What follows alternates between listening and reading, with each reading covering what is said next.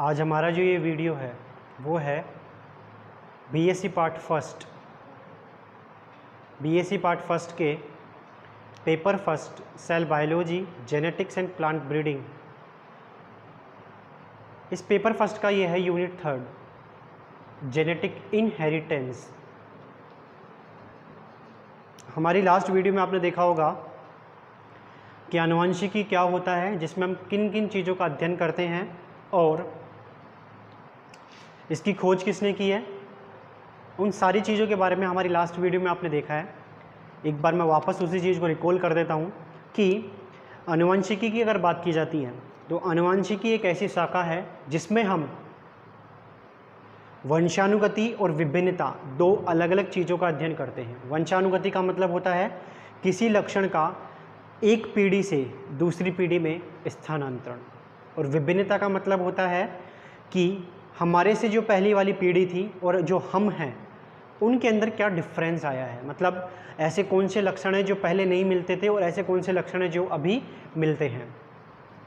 तो इन सब चीज़ों का जो अध्ययन होता है उसी को हम क्या कहते हैं, आनुवंशिकी कहते हैं। इसके बाद में आपको पता होगा कि आनुवंशिकी पे सबसे ज़्यादा जो काम है वो मेंडल ने किया था, इसलिए मेंडल को आनुवंशिकी का जनक कहा जाता है। इसी के साथ आपको ये भी पता होना ज़रूरी है कि मेंडल ने अपना जो काम है वो मटर पे किया है, और मटर कौन सी थी, वो उद्यान मटर, गार्डन पी। मेंडल ने मटर के 7 जोड़ी विपर्यासी लक्षणों के ऊपर अध्ययन किया है, जिसमें पादप की ऊंचाई है, फूल का कलर है, फूल की स्थिति है, फली का कलर है, बीज का रंग है, बीज की आकृति है। तो ऐसे 7 लक्षण हैं। मेंडल ने सबसे, आपको पता होगा कि मेंडल की जो सफलता का जो रीजन था वो यही था कि मेंडल ने एक समय में एक लक्षण का अध्ययन किया है। दूसरी बात, वो सभी लक्षण कैसे थे, विपर्यासी लक्षण थे। मतलब एक लक्षण का पॉजिटिव पॉइंट भी वहाँ पे हमें देखने को मिला था, साथ में उसका नेगेटिव पॉइंट भी हमें देखने को मिला था। तो इस कंडीशन को हम कहते हैं विपर्यासी लक्षण। इसी के अलावा मेंडल ने 2 तकनीक का इस्तेमाल किया बेसिकली, क्या कि जो पहली पीढ़ी उन्होंने प्राप्त की वो तो उन्होंने प्राप्त की है पर परागण से, जबकि उन्होंने जो दूसरी पीढ़ी प्राप्त की है वो प्राप्त की है उन्होंने स्वपरागण से। और उन्होंने एक और नई तकनीक है जिसका नाम है यहाँ पे विपुंसन, उसका भी इस्तेमाल किया है। तो इस प्रकार मेंडल ने बहुत सारे काम किए। इन सभी चीज़ों के बारे में हमारी लास्ट जो वीडियोज़ हैं उनमें आपको देखने को मिल जाएगा। इस वीडियो में हम मेंडल के नियमों के ऊपर आएंगे अब, जिसे हम कहते हैं मेंडलवाद या मेंडलिज्म। ये नियम की अगर बात की जाती है तो मेंडल ने मेंडलिज्म को 2 मुख्य प्रयोग करके एक्सप्लेन किया है। प्रयोग क्या है वो आपको मैं बता दूं। तो मेंडल ने क्या किया है, पहले पौधों के लक्षणों का अध्ययन किया है।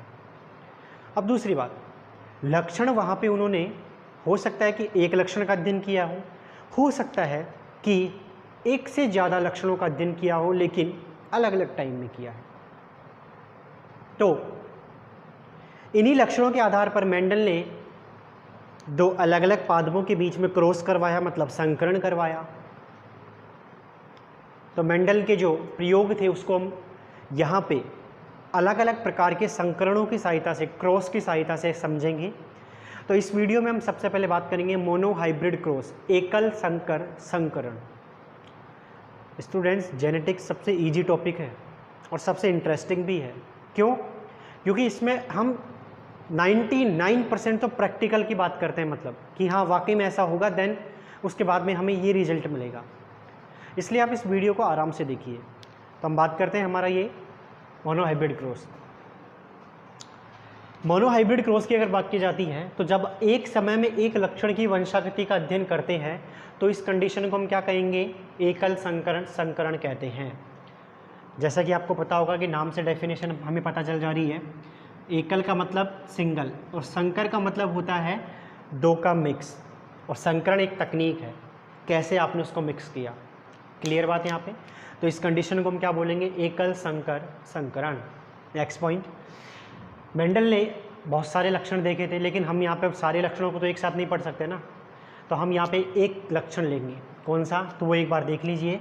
हम यहाँ पे लेते हैं पहला जो लक्षण है उसका नाम है यहाँ पे पादप की ऊंचाई।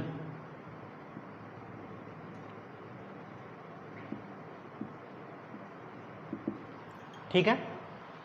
और आपको पादप की ऊंचाई की अगर बात की जाती है तो पादप की ऊंचाई के अंदर मैंने बताया था आपको लास्ट वीडियोस के अंदर कि पादप का जो लंबापन है, ये लंबापन प्रभावी लक्षण के अंतर्गत आता है, जबकि पादप का जो बोनापन है,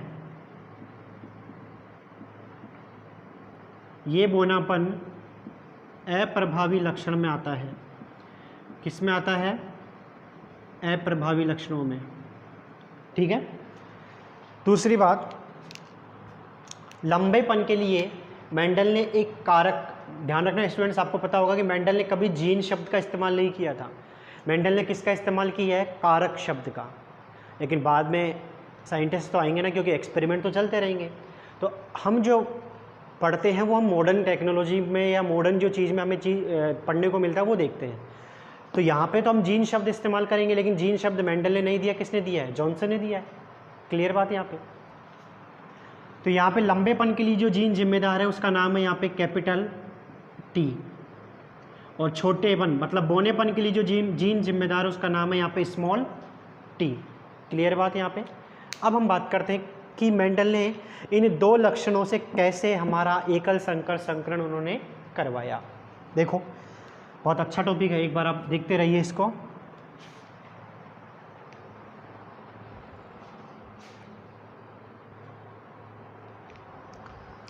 तो यहाँ पे आपने देखा कि दो प्रकार के लक्षण जो है वो हम यहाँ पे स्टडी करेंगे। तो हम सबसे पहले बात करते हैं यहाँ पे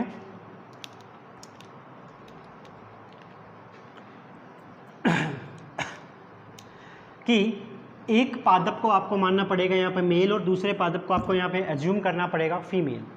तो यहाँ पे हमने क्या देखा कि एक प्लांट को हमने यहाँ पे कंसिडर किया है मेल,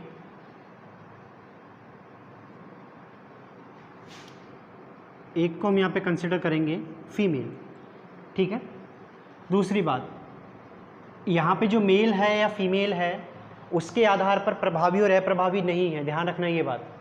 यहाँ पे तो आप अपनी मर्जी से प्रभावी और अप्रभावी सेलेक्ट करेंगे, तो मैं तो आपकी जो इच्छा होगी उसके अकॉर्डिंग आप कर सकते हैं। लेकिन मैंने यहाँ पे क्या माना कि यहाँ पे जो मेल है वो कैसा प्लांट है? यहाँ पे लंबा पादप है। कैसा है? लंबा है। तो जीन कैसा होगा इसका? यहाँ पे capital T, capital T. Students ये एकल संकर संकरण अगर आपको समझ में आ जाएगा तो द्विसंकर संकरण और त्रिसंकर संकरण में कोई दिक्कत नहीं आएगी। इसलिए आप इस वीडियो को ध्यान से देखें। एक पादप जो है उसको हमने यहाँ पे क्या माना है कि ये कैसा है? बोना पादप है। तो यहाँ पे ये क्या हो जाएगा? Small T, small T. कई स्टूडेंट सोच रहे होंगे कि सर ने यहाँ पे तो केवल एक सिंगल टी लिखा और एक स्मॉल टी लिखा है, सिंगल। तो आपको मैं बता दूं कि ये तो इसका प्रदर्शन है जीन का, कि लंबेपन को हम किस जीन से प्रदर्शित करेंगे और बोनेपन को किस जीन से प्रदर्शित करेंगे। लेकिन जीन हमेशा जोड़े में रहते हैं। वो कहते हैं ना कि बिना जोड़े के कोई काम नहीं होता, क्योंकि ताली भी तो एक हाथ से तो बज नहीं सकती ना, दो हाथ से बजेगी। इसलिए जीन भी बेचारे क्या होते हैं? डबल रहते हैं, मतलब जोड़े में रहते हैं। इसलिए हमने क्या कहा कि लंबेपन के लिए जो जीन होगा कैपिटल टी वो भी जोड़े में मिलेगा, और बोनेपन के लिए जो जीन होगा स्मॉल टी वो भी हमें किस में मिलेगा? पेयर में मिलता है। दूसरी बात, ये सारे के सारे क्या हैं? पैतृक पादप हैं। क्या है ये? पैतृक। और पैतृक के साथ साथ ये कैसे हैं? शुद्ध है ना ये, इसमें किसी भी प्रकार की कोई मिलावट तो नहीं है ना अभी। ठीक है। यह शुद्ध को यहाँ पे आप ना लिख करके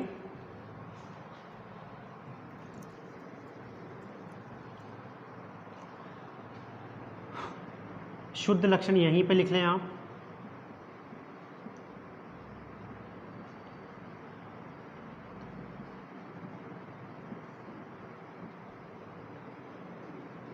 ठीक है। ध्यान रखना स्टूडेंट्स, अब जो चीज़ आने जा रही है ना वही है इसका सबसे टर्निंग पॉइंट।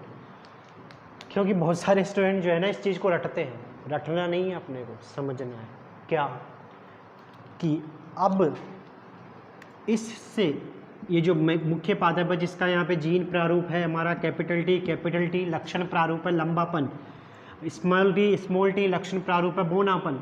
यहाँ से अब क्या बनेगा? युग्मक। क्या बनेगा यहाँ पे, युग्मक।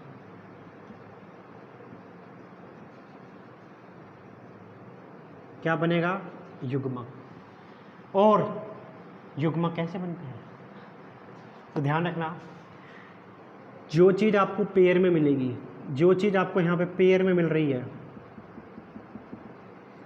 उस पेयर से एक चीज़ जो है वो युग्मक के रूप में आपको मिलती है। दैट मीन्स कि युग्मक जो है वो जीन के जोड़े से निकलकर आते हैं, लेकिन बनते कैसे हैं? तो देखो सर स्टूडेंट्स, यहाँ पे हम बनते हुए तो दिखा नहीं सकते, कैसे बनेंगे ये प्रोसेस बता सकते हैं आपको। तो आपको क्या याद रखना है, यहाँ पे सबसे इंपॉर्टेंट पॉइंट है कि यदि जीन समयुग्मजीय अवस्था में है, ध्यान रखना स्टूडेंट, जीन कैसा है, समयुग्मजीय अवस्था। और समयुग्मजीय अवस्था क्या होती है कि जब दोनों समान होते हैं, इस अवस्था को हम क्या बोलते हैं, समयुग्मजीय अवस्था। तो जब जीन समयुग्मजीय अवस्था में उपस्थित होता है तो उस जीन से एक युग्मक बनेगा। कौन सा युग्मक, एक युग्मक, सिंगल। क्लियर बात यहाँ पे। इसी प्रकार यहाँ पे भी होगा, तो यहाँ पे भी क्या है, जीन समयुग्मजीय अवस्था में है तो यहाँ पे भी क्या होगा, एक सिंगल युग्मक बनेगा, कोई दिक्कत नहीं। नेक्स्ट पॉइंट, तो आपको पता होगा कि मेंडल ने क्या करवाया था, जो पैतृक पादप थे उनके मध्य उसने क्या करवाया था, पर परागण करवाया था। तो यहाँ पे कौन सी तकनीक होगी अब, पर परागण, कौन सी तकनीक होगी, पर परागण। ठीक है, इंपॉर्टेंट पॉइंट है। अब पर परागण क्यों बोला इसको, क्योंकि ये दोनों अलग हैं इसलिए बोला है, सीधी सी बात है। एक पादप के जो भी फूल है उनके बीच में ये प्रोसेस नहीं हुई है। तो अब मेंडल ने क्या किया है, इनके बीच में पर परागण करवाया है। तो पर परागण से हमें रिजल्ट मिलेगा क्या, सबसे इंटरेस्टिंग रिजल्ट आएगा। अब क्या रिजल्ट आ गया, देखो अजूबा आ गया एक। अजूबा कैसे कि यहाँ तो हमें प्योर मिल रही थी हर चीज़, कैपिटल डी स्मॉल टी मिल रहा था, यहाँ पे मिक्स हो गया।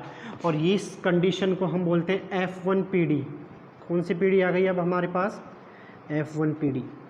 दूसरी बात, इसका लक्षण क्या होगा, तो ये है लंबा। कैसा पादप है ये, लंबा पादप है। दूसरी बात, किस अवस्था में है ये, विषम युग्मजीय अवस्था में।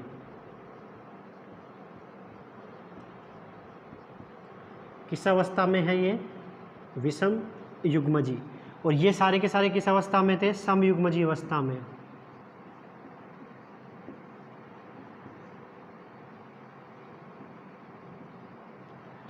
ठीक है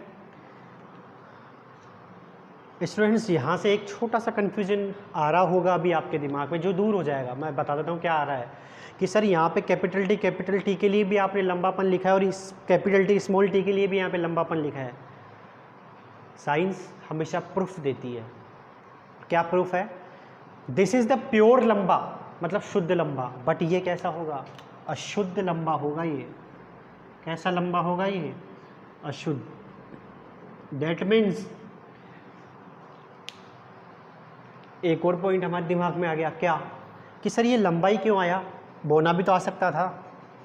तो स्टूडेंट्स ध्यान रखना, यहाँ पे मैंने इसलिए उसको प्रभावी और अप्रभावी से प्रदर्शित किया है कि प्रभावी लक्षण वो होते हैं जो F1PD में प्रदर्शित होते हैं। प्रभावी लक्षण वो होते हैं जो F1PD में प्रदर्शित होते हैं। तो अगर यहाँ पे बोनापन प्रदर्शित होता तो बोनापन प्रभावी हो जाता ना, लेकिन बोनापन तो क्या है, अप्रभावी है। और इसी आधार पर कि F1PD में जो लक्षण हमें मिलता है उसी आधार पर इनको प्रभावी और अप्रभावी बोला है। तो आप ये मत समझ लीजिए कि पहले प्रभावी और अप्रभावी आ गए थे, ये इसके बेस पे आए हैं। ये क्लियर बात यहाँ पे। तो कहने का सीधा सा मतलब है कि ये एकल संकर संकरण है जिसमें हमने शुद्ध पैतृक लक्षणों के बीच में क्या करवाया, क्रॉस करवाया। तो हमें एक अशुद्ध लंबा मिलता है, अशुद्ध प्रभावी पादप प्राप्त होता है जिसे हम क्या कहते हैं, F1। समयुग्मजी पादपों के बीच में जब क्रॉस करवाया जाता है तो हमें क्या मिलता है, विषम युग्मजी पादप मिलता है। क्लियर बात यहाँ पे। इसको मैं थोड़ा सा एक थ्योरेटिकल रूप से समझा देता हूँ कि जब मेंडल ने क्रॉस करवाया तो मेंडल ने क्या लिया, एक लंबा पादप लिया और एक बोना पादप लिया। ठीक है, ये तो समझ में आ रहा है हमारे। लेकिन जब रिजल्ट उसको मिला तो रिजल्ट में उसने क्या देखा कि जो F1 पीढ़ी आ रही है वो F1 पीढ़ी, ध्यान रखना स्टूडेंट्स, F1 पीढ़ी इस जगह की आई है। अब मतलब ना तो बोनी है ना लंबी है अच्छे तरीके से, तो इसको हम बोलते हैं कंडीशन को अशुद्ध लंबा। क्लियर बात है यहाँ पे। दूसरी बात, मेंडल ने पैतृक पादप में क्या करवाया है, पर परागण। तो मेंडल अब F1 पीढ़ी के बाद में प्राप्त करेगा F2 पीढ़ी, और F2 पीढ़ी के लिए मेंडल ने जिस तकनीक का इस्तेमाल किया है उस तकनीक का नाम है यहाँ पे स्व परागण। कौन सी तकनीक? स्व परागण। ठीक है, तो मेंडल ने अब क्या इस्तेमाल किया है, स्व परागण। तो हम देखते हैं स्व परागण कैसे करेगा, ये एक बार नोट कर लीजिए, इसमें कोई दिक्कत है। अब हम बात करते हैं यहाँ पे स्व परागण किस तरीके से करवाया जाएगा।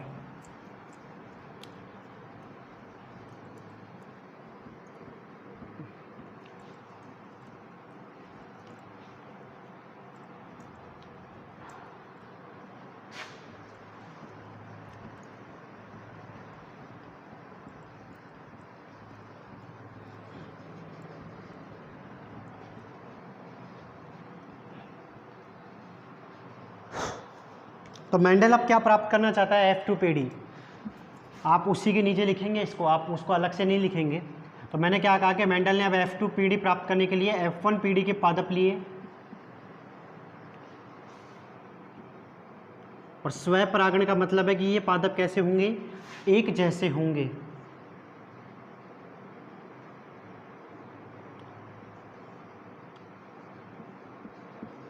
क्या करवाया है अब इसने, स्व परागण। ठीक है, स्व परागण करवाने से पहले एक चीज और देख लीजिए कि ये किस अवस्था में उपस्थित है। अब यहाँ पे अशुद्ध लंबे पादप,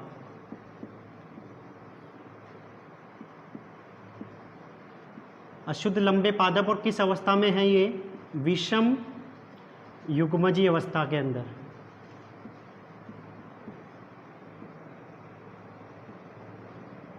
अशुद्ध लंबे पादप और ये किस अवस्था में उपस्थित है, विषम युग्मजीय अवस्था में।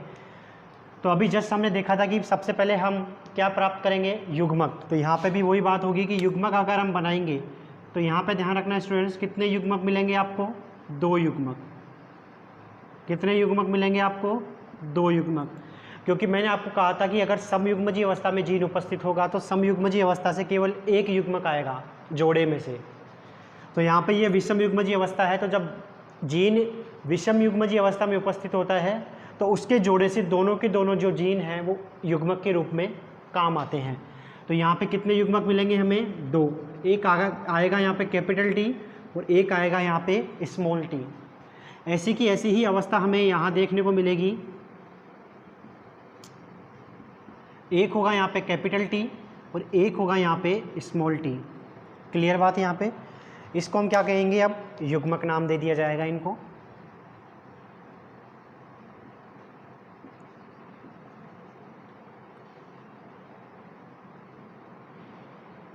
युग्मक। ठीक है, बात वही आ गई कि अब ये युग्मक आपस में क्या करेंगे, क्रॉस करेंगे। तो देख लीजिए एक बार आप इनको जब क्रॉस करवाएंगे तो क्या मिलेगा हमें। ये नेचुरल पॉइंट है स्टूडेंट्स कि आपको एक को मेल एंड फीमेल मानना पड़ेगा। विदाउट मेल एंड फीमेल कोई नया रिजल्ट थोड़ी मिलता है आपको। तो यहाँ पे हमने क्या देखा कि ये जो पादप है, ये जो पादप, ये युग्मक किसके साथ क्रॉस करेगा, इसके साथ। मैं अलग अलग लाइन से ड्रॉ कर रहा हूँ ताकि आपको मिक्स में दिक्कत ना आ जाए एक जैसी। वापस ये युग्मक किसके साथ क्रॉस करेगा, इसके साथ। और इसी तरीके से ये भी किसके साथ क्रॉस करेगा, इसके साथ एक बार। और ब्लैक से वापस इसको मैं डिनोट कर रहा हूँ, एक बार ये किसके साथ क्रॉस करेगा, इस पादप के साथ। क्लियर बात यहाँ पे। जब कैपिटल टी और कैपिटल टी आपस में मिलेंगे तो हमें रिजल्ट क्या मिलेगा, capital T capital T. Capital T और जब स्मॉल टी आपस में क्रॉस करेंगे तो हमें रिजल्ट क्या मिलेगा, capital T small T. Small T और कैपिटल टी आपस में क्रॉस करेंगे तो रिजल्ट क्या मिलेगा हमें, कैपिटल टी स्मॉल टी, और स्मॉल टी जब आपस में क्रॉस करेंगे तो रिजल्ट क्या मिलेगा हमें, स्मॉल टी स्मॉल टी। तो इस तरीके से हमें टोटल F2PD के अंदर कितने पादप प्राप्त हो रहे हैं, तो F2PD के अंदर हमें F2PD के अंदर टोटल 4 पादप, कितने पादप प्राप्त हुए, टोटल 4 पादप। क्लियर बात यहाँ पे।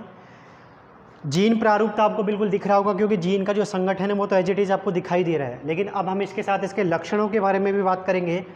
तो ये तो है यहाँ पे शुद्ध लंबा पादप, कैसा पादप है, शुद्ध लंबा, और ये कैसा है यहाँ पे,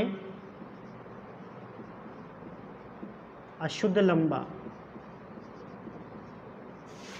ये भी कैसा है, अशुद्ध लंबा।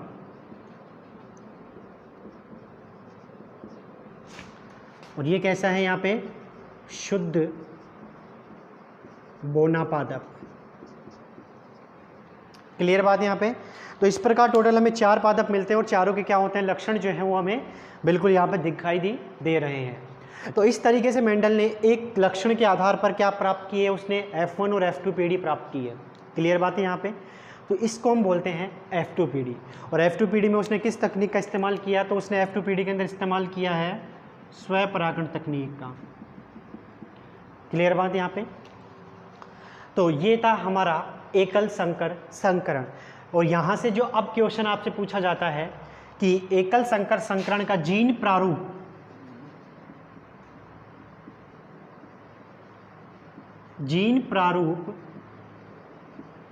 अनुपात, तो मैं आपको यहाँ पे जीन प्रारूप अनुपात बताता हूँ। एक जीन आपको ये मिला है, एक जीन आपको ये मिला है, और एक जीन आपको ये मिला है। इसके अलावा और कोई जीन थोड़ी दिखाई दे रहे हैं आपको, नहीं ना। तो इसका अनुपात क्या हो जाएगा, इसके नंबर कितने हैं यहाँ पे, 1 अनुपात, इसके नंबर कितने हैं, 2 अनुपात, और इसके नंबर कितने हैं, 1। क्लियर बात यहाँ पे। इसके बाद में इसका पूछा जाता है आपसे लक्षण प्रारूप अनुपात।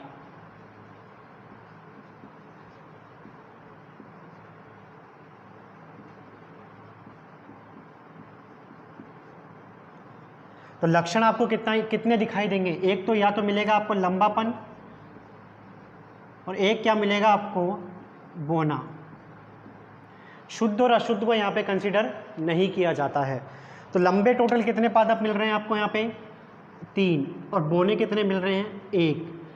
तो इस प्रकार सबसे इंपॉर्टेंट पॉइंट यहाँ पे जो आता है वो ये आता है कि एकल संकर संकरण का जीन प्रारूप अनुपात तो है हमारा 1:2:1, जबकि इसका लक्षण प्रारूप अनुपात है 3:1। क्लियर बात यहाँ पे। इसी चीज़ को एक नए साइंटिस्ट थे जिन्होंने एक नए बोर्ड की सहायता से इसको एक्सप्लेन किया, जिसको हम बोलते हैं चेकर बोर्ड या पुनेट वर्ग। तो एक बार आप इसको नोट करिए, फिर हम पुनेट वर्ग भी बनाएंगे।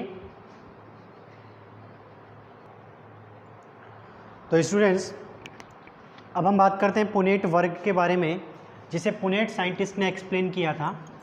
पुनेट वर्ग की अगर बात की जाती है तो पुनेट वर्ग F2PD को प्राप्त करने का सबसे आसान तरीका है, और उस तरीके की सहायता से आप जीन प्रारूप और लक्षण प्रारूप को भी समझ सकते हैं।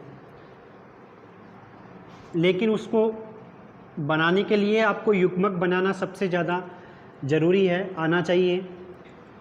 एक बार अगर आप युग्मक बना लेंगे तो फिर पुनेट वर्ग को आप आसानी से समझ सकते हैं। क्वेश्चन पूछा जाता है पुनेट वर्ग किसने दिया है, तो ये पुनेट साइंटिस्ट ने ही दिया है, और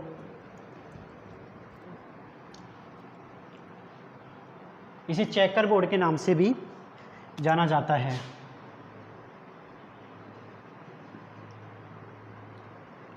पुनेट वर्ग, या इसी को कहा जाता है चेकर बोर्ड। ठीक है। पुनेट वर्ग की अगर बात की जाती है तो सीधी सी बात आपको मैं बता दूं, ये बेसिकली होता किसके लिए है, ये F2PD के लिए होगा। तो आपको पता है कि F2PD की अगर बात की जाती है तो F2PD के अंदर हमने कैपिटल T और स्मॉल t जो F1PD मिली थी, इसका क्या करवाया था हमने यहाँ पे स्वैप परागण जो है वो करवाया था। ठीक है, तो ये आपको पता है। अब हम क्या करेंगे, तो हम इसके युग्मक बनाएंगे। तो युग्मक बनाना सबसे पहले ज़रूरी है कि आपको युग्मक बनाना आना चाहिए। तो युग्मक हमने बनाया तो हमें युग्मक कितने मिल गए, कैपिटल T और स्मॉल t। एक ऐसा ही पादप और होगा, तो आप क्या करेंगे, सबसे पहले एक बॉक्स का फॉर्मेशन करेंगे, और जैसे ही आप बॉक्स बनाएंगे फिर आपको पुनेट वर्ग भी आसानी से समझ में आ जाएगा। कैसे आएगा देखिए,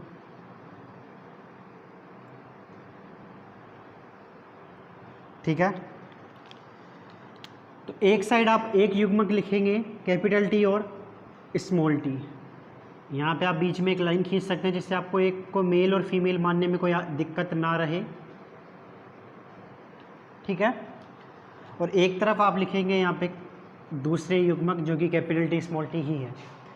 तो अब आपको क्या करना है, इसके अंदर एक बार इस T को इस T के साथ क्रॉस करवाएंगे तो आपको क्या मिल जाएगा, यहाँ पे कैपिटल T कैपिटल T।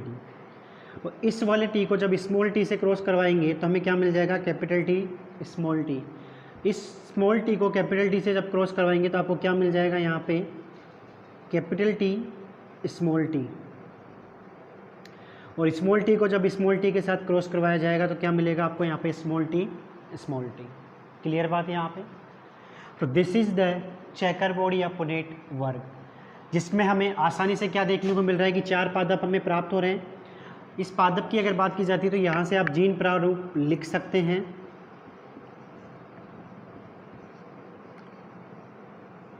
और जीन प्रारूप क्या आएगा यहाँ पे, वही capital T capital T capital T small t और स्मॉल t स्मॉल t। जब इनका रेशियो देखेंगे 1:2:1। और जब लक्षण प्रारूप की अगर बात की जाती है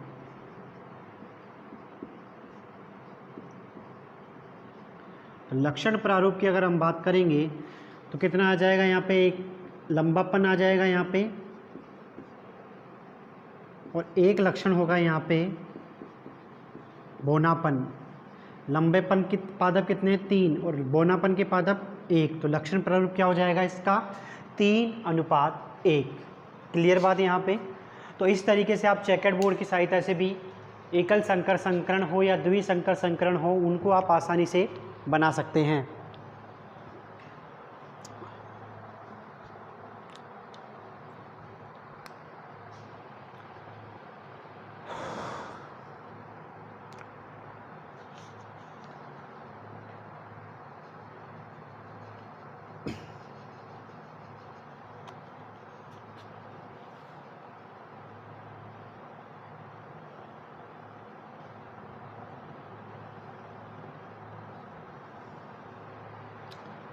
दूसरी बात कि लक्षण प्रारूप जो यहाँ पे आता है, इस लक्षण प्रारूप को क्या कहा जाता है, मेंडलीय अनुपात के नाम से भी जाना जाता है। किसके नाम से, मेंडलीय अनुपात। स्टूडेंट्स ध्यान रखना, बहुत बार ये क्वेश्चन पूछा जाता है, what is the Mendelian ratio या व्हाट इज़ द मेंडलीय अनुपात। तो 3:1 होगा। और जीन प्रारूप की अगर बात की जाती है तो इसको हम एक नया नाम देते हैं, वास्तविक अनुपात। क्या नाम दिया जाता है इसको, वास्तविक अनुपात। ठीक है, तो 2 डिफरेंट टर्म्स आ गए आपके पास यहाँ पे। तो मेंडलीय अनुपात तो क्या होगा, हमारा लक्षण अनुपात जिसका नाम है यहाँ पे 3:1, और वास्तविक अनुपात होता है 1:2:1। अब हम यहाँ से लिखेंगे मेंडल जो एकल संकर संकरण है इसके निष्कर्ष। तो नेक्स्ट पॉइंट हमारा होगा यहाँ पे एकल संकर संकरण के निष्कर्ष। क्या निष्कर्ष हैं उसी के बारे में हम यहाँ पे बात करेंगे, क्योंकि इस निष्कर्ष से यहाँ पे हमारे पास 2 इम्पोर्टेंट जो नियम हैं वो आएंगे, इसलिए इन निष्कर्षों को समझना सबसे ज़्यादा जरूरी है।